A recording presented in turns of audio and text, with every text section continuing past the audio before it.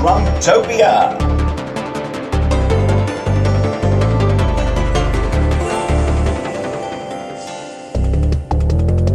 I am your intrepid, incorrigible, humble, and mildly eccentric host, Mr. Zeppo.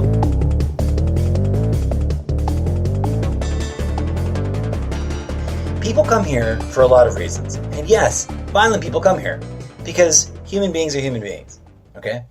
But the way he vilifies and dehumanizes immigrants from countries where the majority population are not white-skinned, it's patently obvious. The agenda, the true agenda there is not really solving the immigration crisis as we've called it for the last 30 years, but rather to create chaos, instill fear, cause conflict, and further distract the voting public through anger and burnout.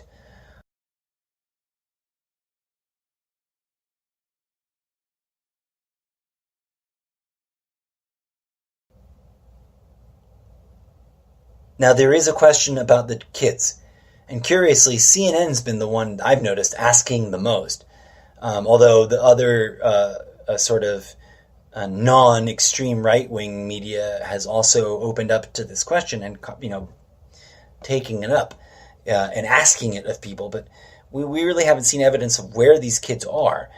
Any footage or image of the camps or of kids being transported have been of much older kids than the ones that were abducted, kidnapped, separated from their parents in recent weeks. Like this surge of separations has really been a lot of young people, and yet the media has only been given images by the government of older kids, and there's this kind of really scary rabbit hole of where are these kids being taken, because they're being shipped all across the country and no one's tracking them. So what does that mean? And I'm trying to approach a really sensitive subject, and I'm going to approach it by zooming out and pointing out a pattern. The most obvious pattern about Donald Trump is the before and after winning the election comparison about a wide range of claims and statements that he made. For example, before the election, Mexico's going to pay for the wall. After he wins the election, after he gets into office, where is it at now? A prototype showcase was built, which I think he begged California to pay for. And since then, he's been haggling taxpayers vis-a-vis Congress to pay for the wall. And Mexico has got nothing to do with nothing about the wall. This is true about a lot of things, right? So before the election, he'll make a big stink. And then after the election, after he gets in office, he'll make a sort of phony play at fulfilling this thing, which is then more often than not riddled with flaws and problems, so that he really can't go anywhere. And then half the time, he sort of undermines his own efforts and ends his own projects, or cancels them all, or backs out of them. He's not quite a flip-flopper because he has like more than two opposing stages. But I think the most direct example is the Muslim ban. Talked about this before. It was never really a complete ban. He promised before the election, and he kept using the same language after the election, of a complete and total ban on Muslims. But in truth, it was, a restriction list that targeted majority Muslim countries, but not all of them. And a restriction list that targeted, countries where there were majority Muslim populations, but still had lots of exceptions, et cetera, et cetera. And it was temporary to begin with. That's another thing that was, I always thought was comic, that was totally lost on the whole thing. The original Muslim ban, short-term and temporary. Of course, the critique there was that it was designed in such a way as to be able to be extended ad nauseum, and that was the fear, for sure. But it was inherently designed, it was originally going to be temporary. And then the reiterations or the reissuings after the lawsuits and stuff have been comical. And so he just kind of digs a hole there, gets burnt out, gets frazzled, doesn't know what else to do, and moves on. And just sort of leaves a mess behind in his wake. And clearly, I worry that that's what's going to happen here, and that no resolution will come to this situation at the border, and no real growth will be achieved by politicians and by the public that supports the sort of xenophobic us versus them mentality. The reason I'm concerned that it might go further is because within days of signing that order that supposedly ended the separation practice, and although there are reports that indeed families are now being handled slightly differently than they were during the immediate execution of the zero tolerance policy, let's not forget that executive order, which doesn't seem to really qualify, was temporary. It's short term. It doesn't have an indefinite sort of like, let's really radically change this. It offered zero solution as to how to return those kids, which to me indicates that there's something darker, something bigger going on, and that they don't want to return those kids. Since then, Trump has openly suggested, on more than one statement, that he would like to get rid of all due process for, quote, illegal immigrants. This is the most un-American thing I've ever heard of. And mind you, I'm not a blind faith, patriotic, smoke out of my ass statist. I'm not. I'm not like that. I love this country. I love being here. I love a lot about the ideals and the quote values that we're struggling to express. But I'm not going to blindly wave the flag and just let the government oppress us. And so for me to get to a point where I say that's the most un-American thing, America says a lot of un-American things, generally speaking. But this idea of just radically removing all due process at the southern border and just kidnapping kids. By the way, during this brief little test period, this trial run of the zero tolerance policy, not only were kids separated, not only were minors shipped to undisclosed black box locations where no one has access to visit them, and very few people have been able to get in to sort of assist and or provide legal assistance to these kids until after all the blowback really and the pressure started mounting. They were just being taken away to these locations and no one knew. On top of that, some kids were deported back to their home country without their parents. And some parents were deported back to their home country without their kids. And many adults were harassed into conceding to a self-deportation guilty plea because they were so, using their children as pawns and leverage. So we're kidnapping children and using them against their own parents. Now, if this were happening uniformly at every port of entry along the north and southern border, it'd be a different thing. And the outrage would be a different thing. And our approach to fixing it would be a different thing.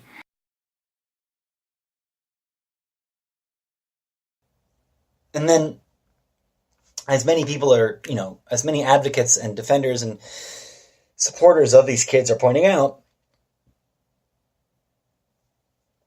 even if it really did stop today, that's 3,000 kids that are deeply traumatized.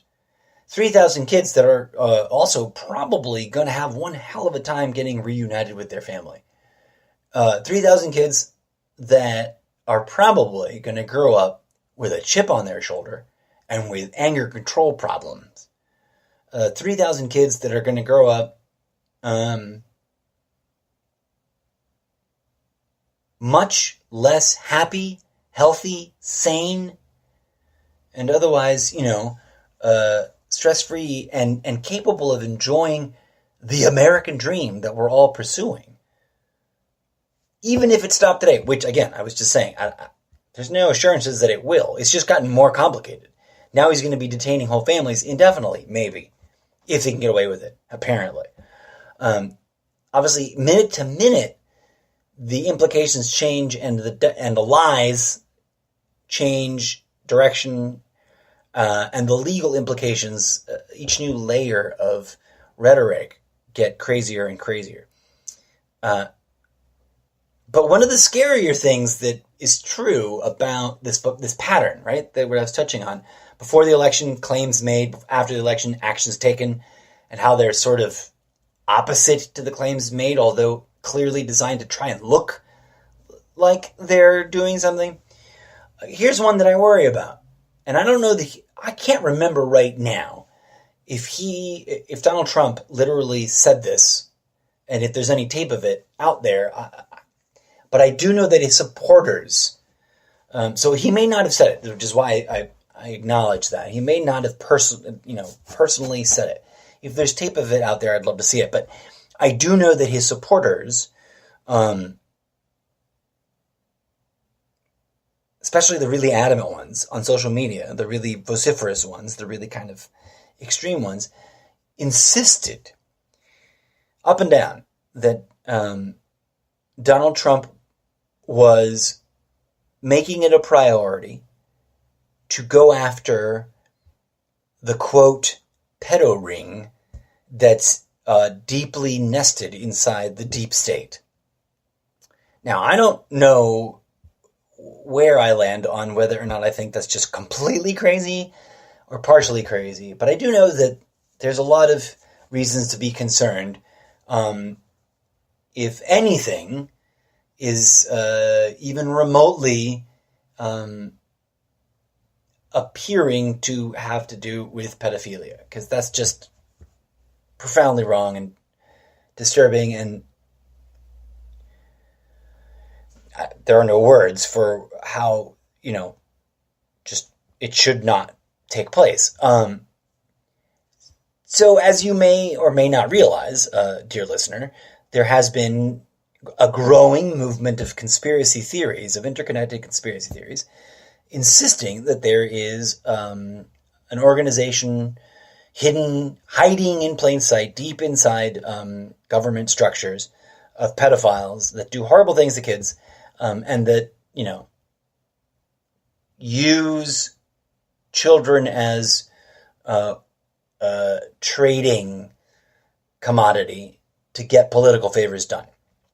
I don't know that it's true. I'm not a proponent of that conspiracy theory. I pray to God that it is not true, because that's so vile and disgusting that it's gross.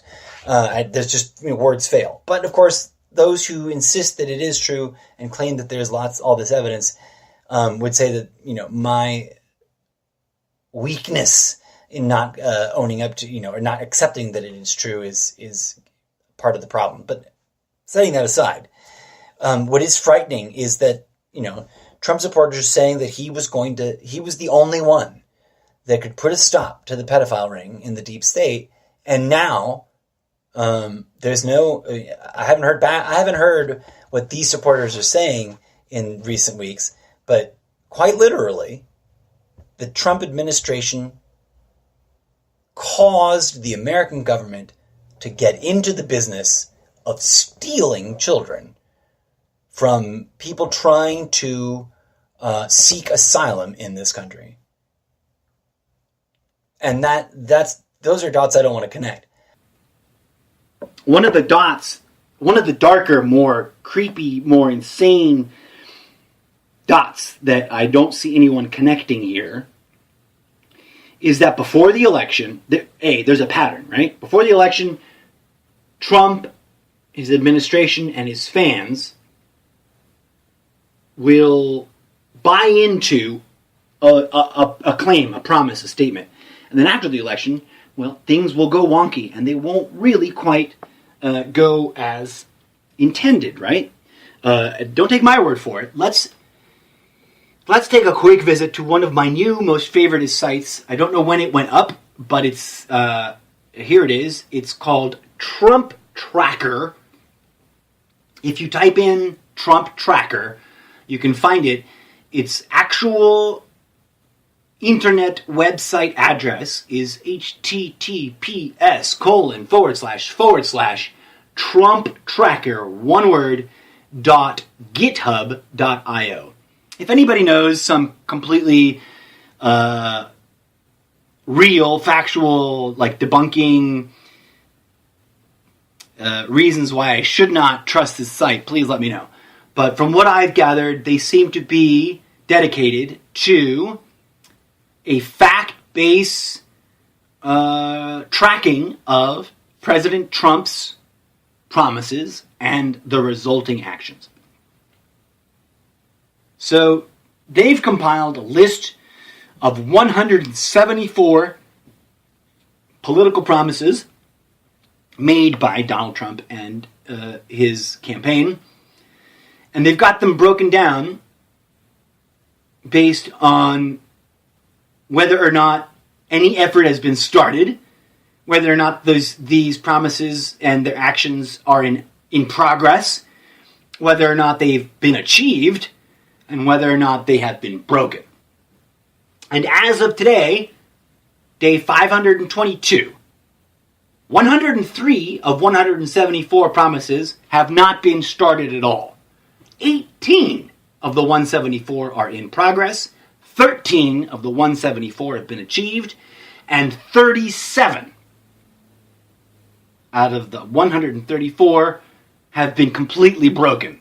3 of them have been rendered through compromise with the opposing party. So, the prevalent trend, the largest numbers there you'll see are inaction, 103 out of 174, and totally broken promises, 37. The other two, 18 and 13, barely add up to the number of broken promises, right? And those are the things that are in progress or achieved. Now, I'll spend time in future episodes digging into that website deeper and looking at those promises and talking about each of them deeper. But here's the dark, scary thing that's been pestering me for the past 3 days, which has made it difficult to talk about this. Before the election, I noticed personally, in my own sort of social media scouring and reading of posts by Trump supporters from all over the country, from different backgrounds, etc., etc. I'm just trying to keep my ears open and, low down to the ground, trying to hear what's going on in the minds of the true hardcore Trumptopians. There was a very strong and convinced, passionate group of people that believed adamantly that Donald Trump was openly, overtly, and righteously, let us say, going to fight and put an end to the, quote, pedophile conspiracy ring, end quote. This is one of those conspiracies that I don't know if it's true or not, and I don't want to get into an argument about whether or not it's true. If it is true, obviously something must be done about it. If it isn't true, obviously something must be done about it because it is clearly being used as psychological mindfuckery. Right? So that's where I stand on that as a conspiracy theory. But this is what freaked me the fuck out, man. I never personally found, witnessed, saw any video footage of Trump addressing the pedophile conspiracy ring theory in any of his speeches, but I didn't watch but even a third of all of his given speeches. I didn't have time. Right? I'm just one guy. It's just me and a microphone here, and my notepad and cable television, in terms of gathering what is being reported and then trying to figure out whether or not it's accurately being represented or not. So, I digress. Here's the scary thing. The scary, scary thought is, somehow, somewhere, in the machinations of the Trump campaign, somebody thought it would be useful to frame that argument that the Trump agenda included exposing and ending the supposed deep state pedophile conspiracy. Okay? Now, it's what he is doing right now does not seem to have anything to do with fighting a pedophile conspiracy ring. What he is doing, though, is kidnapping children. I don't want to connect those dots, friends.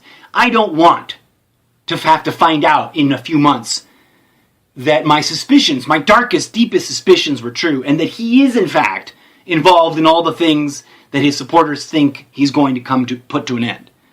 For example, to give a parallel example, going to drain the swamp.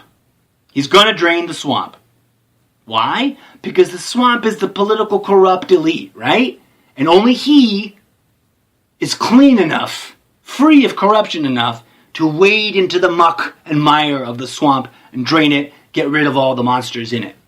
He has not, in any way, shape, or form, drained the swamp. He's pretended to, and he's identified some actions as having to do with that.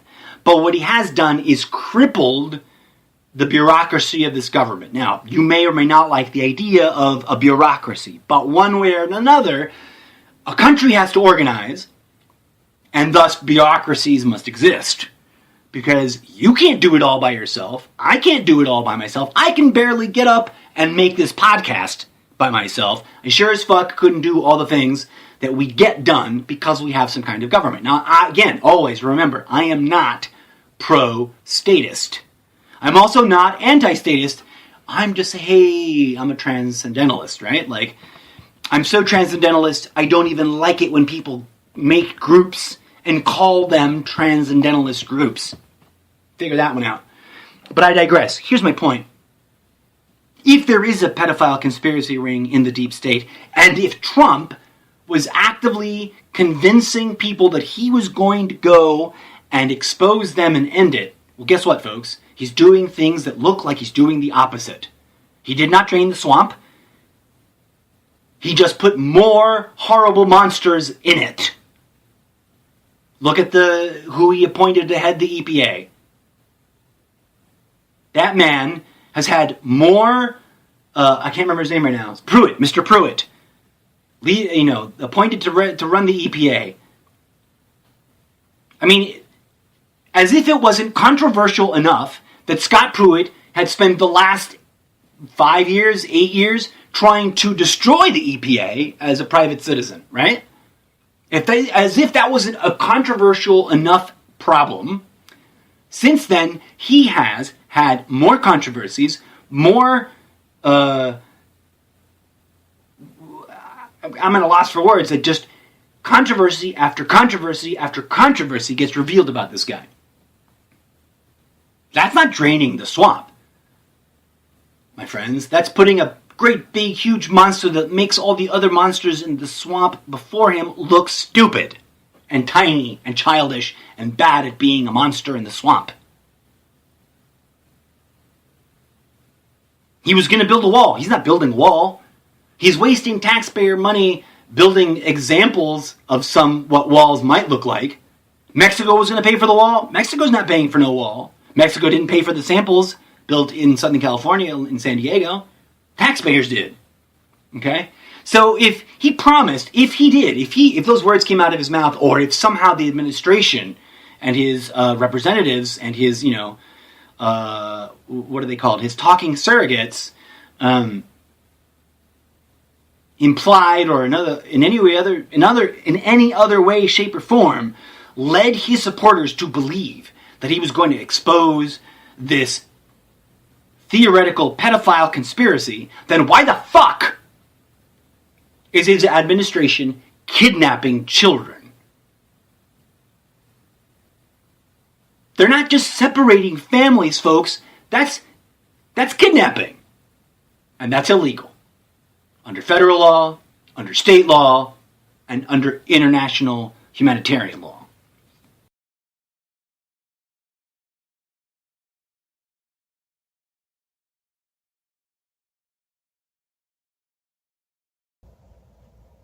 For the past couple of weeks, I've been waking up to a nightmarish scene.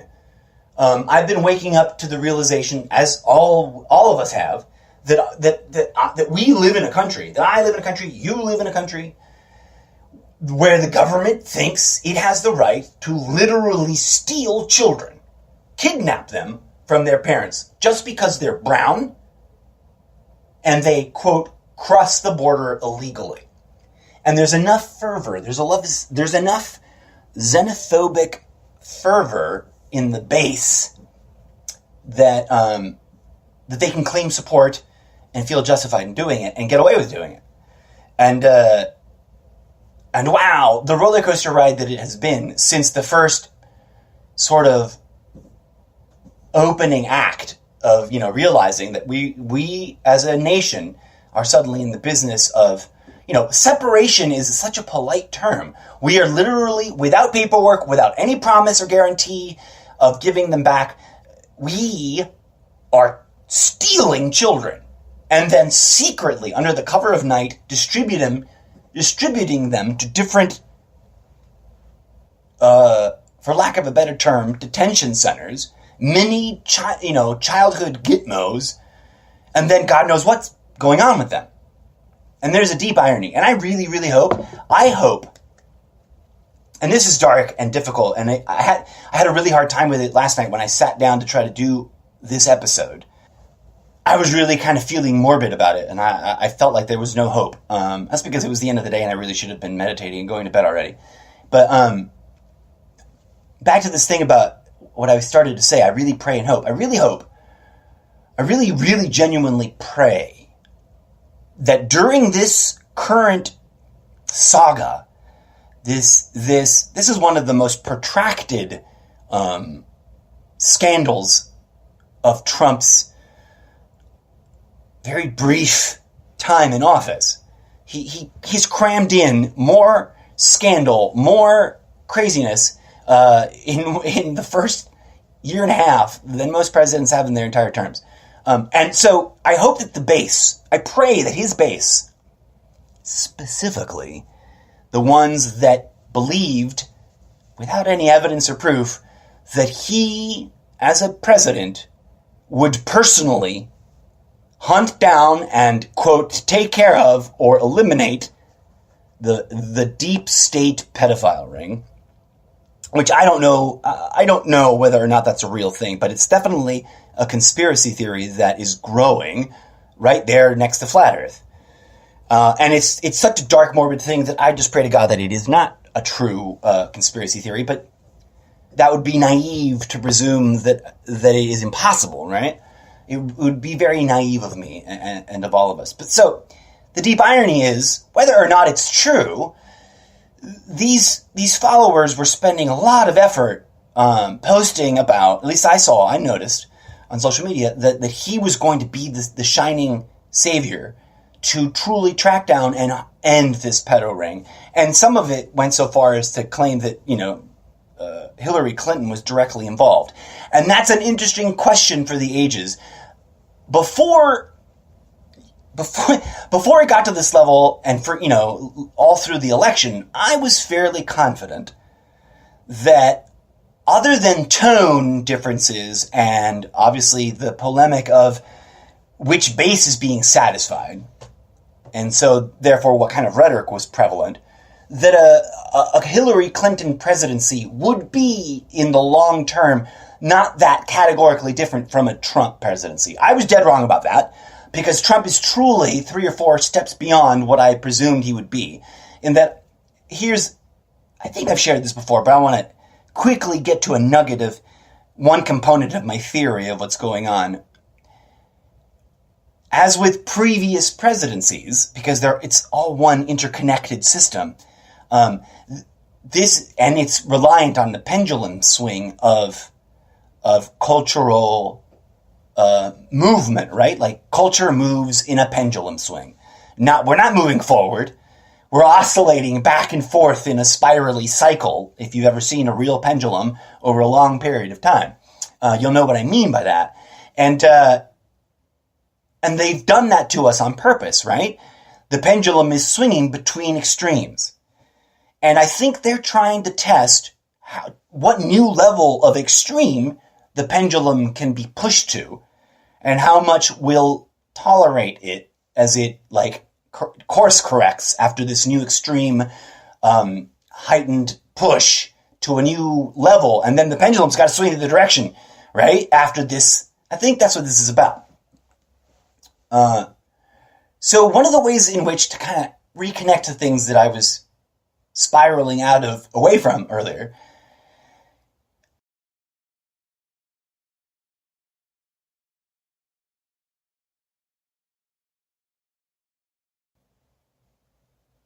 but if we zoom out and and look at something else in a parallel track, there was lots of people on the pro-Trump support side insisting that he was the only one who could take on the New World Order, whoever they are, and put an end to that conspiracy.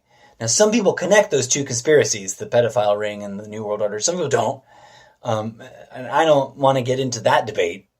But I was, early on in the election process, convinced that Donald Trump, if there was any one candidate running for office back then, if there was any one candidate that seemed obviously a puppet for the New World Order, it was Donald Trump, because he's clearly driven. He wears his motivation on his sleeve. He's clearly driven by all the things that greed and ego motivate. That's his jam. And that's what these conspiracy theories rely on, to motivate people to do their bidding. Or so the theorists say. But I'm going to reel it back here. I'm not making any accusations. I'm not making any assumptions. I'm not making any illusions.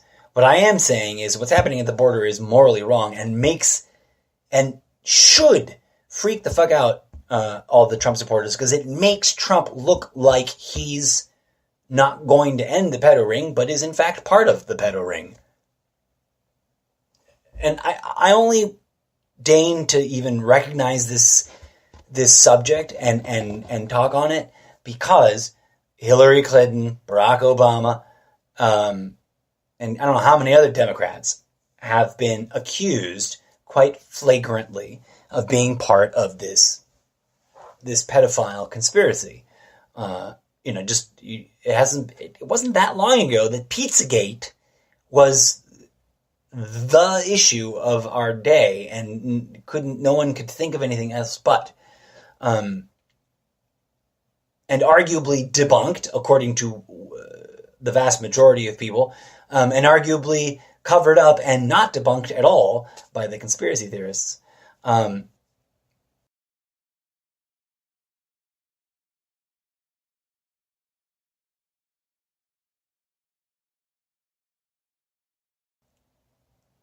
At any rate, let me kind of close things up, wind things down this way.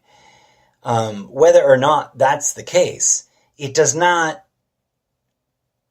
look good. It does not look healthy. It does not look correct.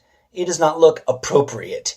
It does not look American. It does not look like very good Christian behavior to traumatize toddlers and infants and small young children by separating them. And obviously this has been shouted from the rooftops already, and there's plenty of protest movements, and huzzah for that. But we can't just demand that the practice stop. We need to dig deeper, because the roots of this issue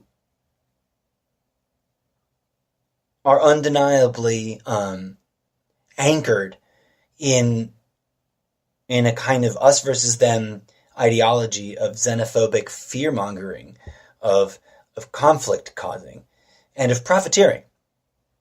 As you know, as I'm sure it will become clear soon enough, a whole industry of incarcerating children that shouldn't be incarcerated is going to is cropping up right now, clearly. They busted out 10 cities in less than a month. So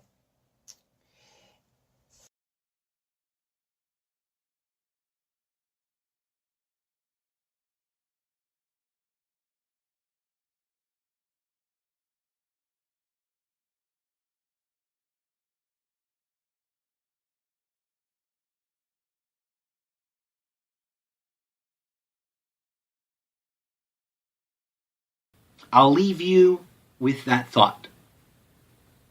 And as always, my friends, as always, I pray that peace, love, and grooviness blossoms in your heart, that you may not be so outraged by what's going on that you cannot find your way back to that peace, love, and grooviness in your heart, because those are the tools we're going to need as the fight gets worse, as the days get darker, as the oppression gets more tyrannical, and as our resistance becomes more important.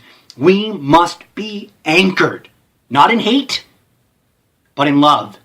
We must be rooted, not in destruction, but in compassion. We must be motivated not by retribution or revenge, but by healing and transcending these problems that we created for ourselves.